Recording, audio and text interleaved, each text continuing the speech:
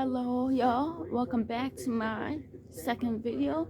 So my last video last night, I had told y'all, well, let me go ahead and start by saying good morning, God bless, and may God have something in store for all y'all, and may all y'all figure out what y'all purpose is living to life, because we ain't just living life for no reason. All of us got our purpose to it.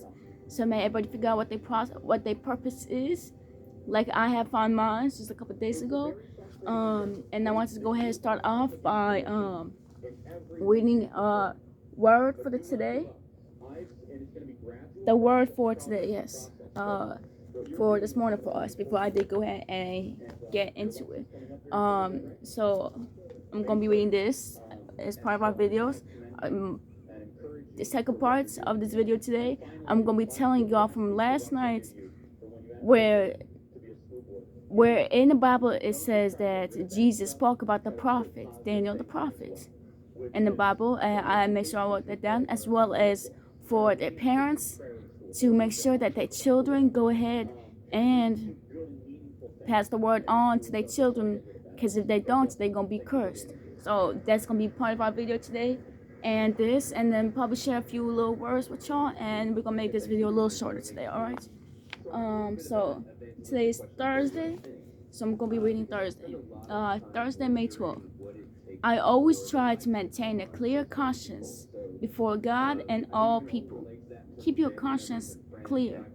It's been said that our conscience was given to us after the fall of mankind in the Garden of Eden. In other words, our desire to know the difference between good and evil was granted through the mechanism God placed within us, known as conscience. So we must not ignore its prompting, silence its voice, or allow it to become closed. I ain't the best reader. Like I said, I'm still 20 years old, so I'm trying to go ahead and make sure I pronounce everything right. It's just a small little paragraph. Because it's a built-in warming system that protects us from danger and harm. That means you shouldn't be troubled when your conscience bothers you. You should be troubled when it doesn't. Here are 10 principles for keeping your conscience clear. 1.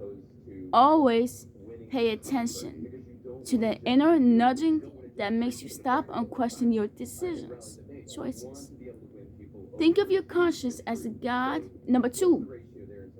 Think of your conscience as a God-given filter that helps keep your heart pure.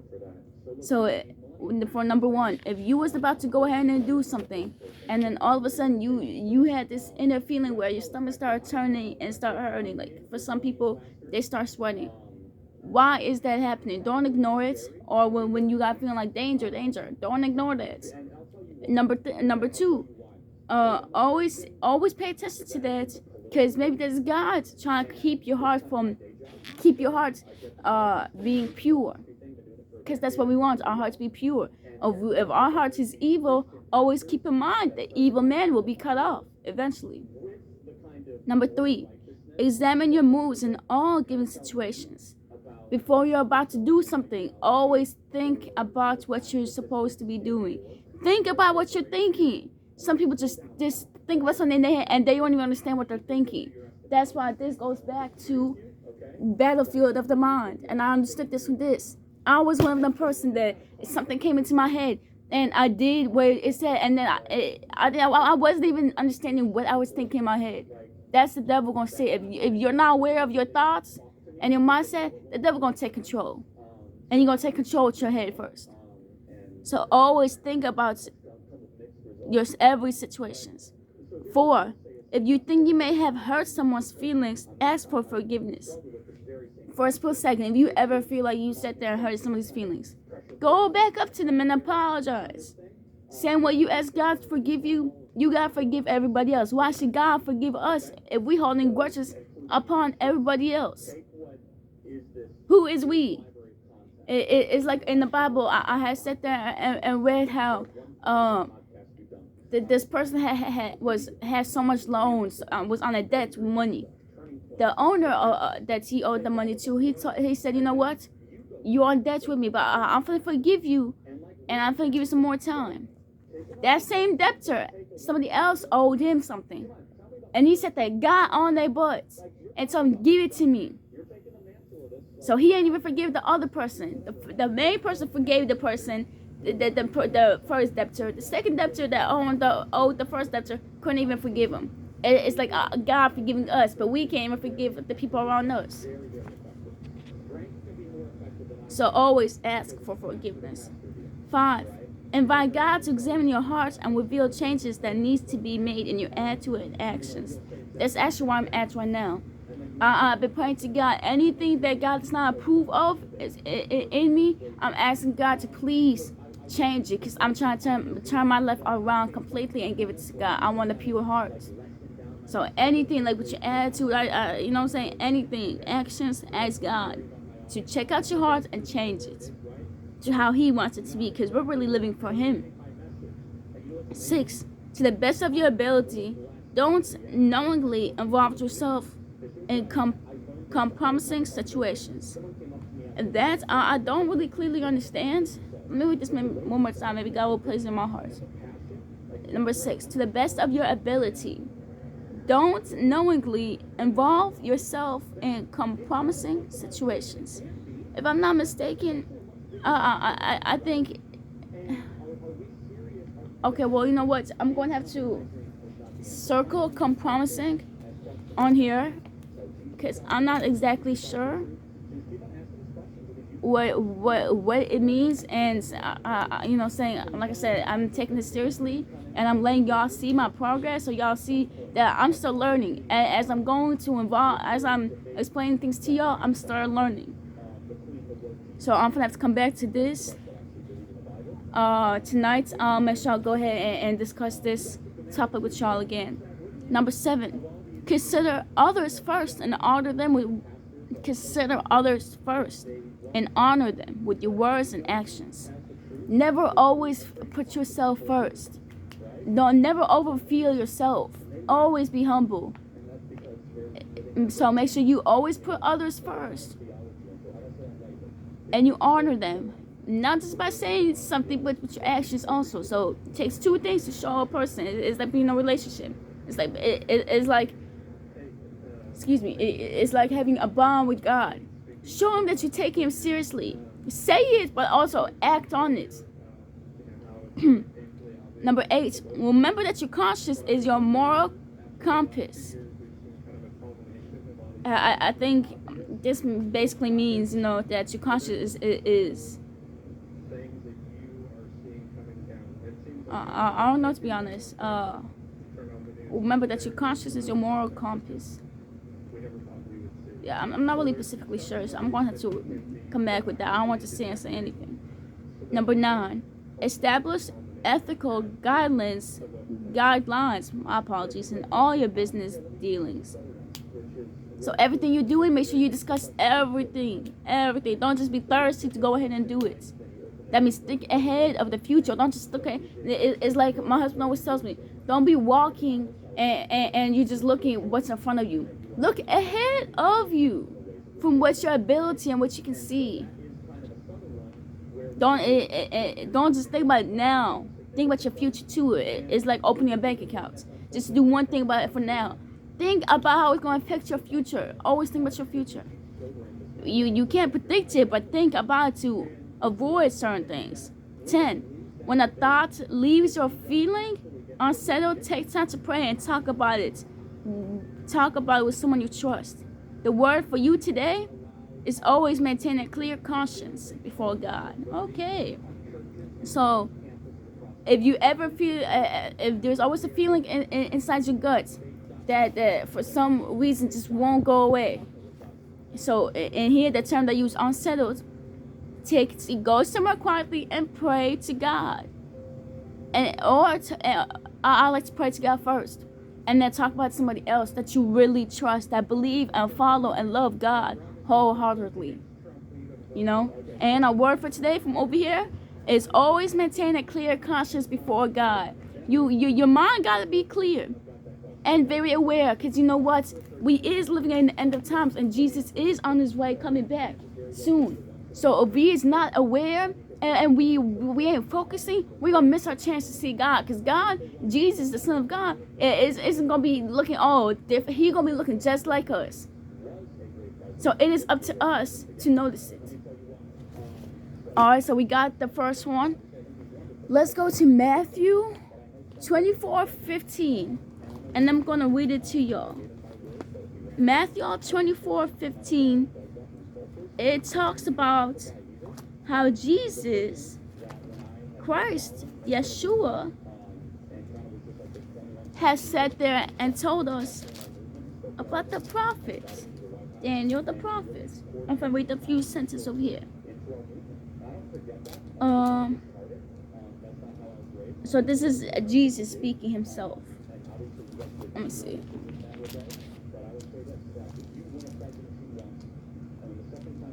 So Jesus is talking about this. Jesus answered.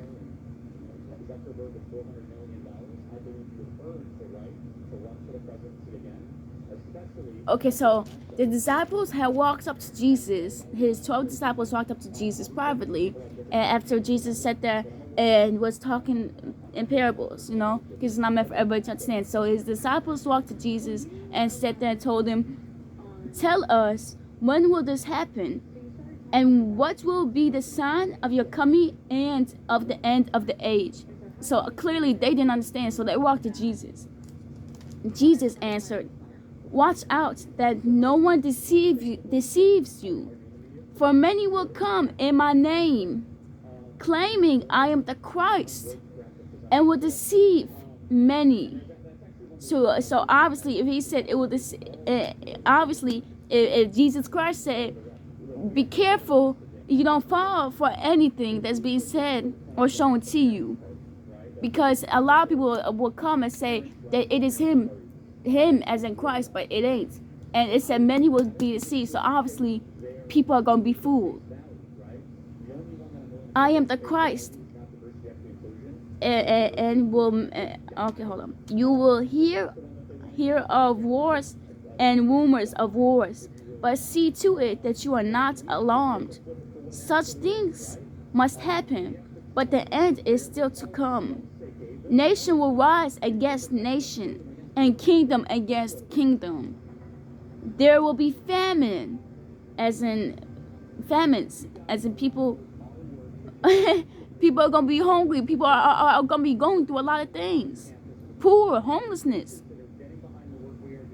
and earthquakes in various places. We got so many earthquakes going on in this earth. That is God trying to shake us, and you know what we look at it as? Oh, 2 of them plates shifting and cut. What? I don't care what these scientists says.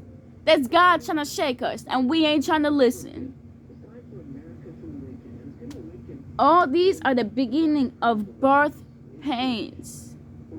So this is just the beginning. Imagine what the end is gonna be like. Then you will be handed over to be persecuted and put to death, and you will be hated by all nations because of me. Which means not a lot of people gonna follow Jesus. Not a lot of people gonna believe in Jesus. So if you're gonna talk about Jesus, they're gonna hate you, and they're just gonna treat you completely poorly, even trying to harm you. At that time, many will turn away from the faith, that will betray and hate each other, and many false prophets will appear and deceive many people.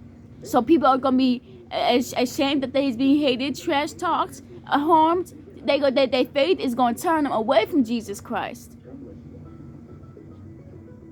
and that's when many false prophets is gonna be spoken all over this world, trying to switch things the way they want it to seem, so they can deceive you, because they're battling with demons, and they're trying to bring as many people to hell as they can. Because of the increase of wickedness, the love of most will grow cold. But he who stands firm to the end will be saved. So obviously, it's going to be more wickedness than real love. Obviously. And this gospel of the king, before I continue, but he said anybody that ignores all the pain, all the hurts, and stands strong and firm will be saved. It is up to you. And this gospel of the kingdom will be preached in the whole world as a testimony to all nations, and then the end will come. So that means obviously people are going to be preaching. So some people, real true God lovers and followers that follow and believe God wholeheartedly, will preach God's words in all nations, and then the end will come after it got preached as a warning to change your ways and follow God instead, even when it gets hard. This is the part. So when you see standing in the holy place the abomination, I gotta find the exact, I need to look that up, that cause desolations, I gotta look that up too, spoken of through the prophet Daniel, let the reader understand. Then let those who are in Judah flee to the mountains. Let no one on the roof of his house go down to take anything out of that house. Let no one in the field go back to get his coat. How dreadful it will be in those days for pregnant women and nursing mothers. And I'm going to stop right there because you know what? Y'all got to continue reading. Obviously, though, he said, let me go back up. So when you see standing in the holy place, the abominations, and desolations, like I looked them two up because I don't understand, and it's making the sentence a little hard to understand. Spoken of through the prophet Daniel. So obviously Jesus spoke this, and anything that Jesus speaks about is gonna be in red. Let me see. Let's see if I can see how to show y'all. I need a camera because I can't. I'm using my phone right now and this ain't working so good. Yeah, this ain't working so good. I'm going to have to go ahead and create something. Take screenshots, pictures of certain things and post them. I will go ahead and put this in the captions. Matthew 24:15.